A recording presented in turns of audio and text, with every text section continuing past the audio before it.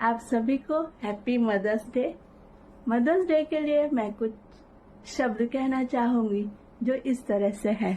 माता पिता का प्यार, दुलार और सही रास्ता हमको हर पल इस जगत में संवारता है। माँ तो माँ ही होती है, उन जैसा कोई नहीं सारे जमाने में। मेरा वजूद है मेरी माँ, मेरा सहारा है मेरी माँ। लोग उन्हें माँ कहकर पुकारते हैं, पर मेरी तो जिंदगी है मेरी माँ। दुनिया की मोहब्बत फिजूल है, माँ की हर दुआ हमको कबूल है।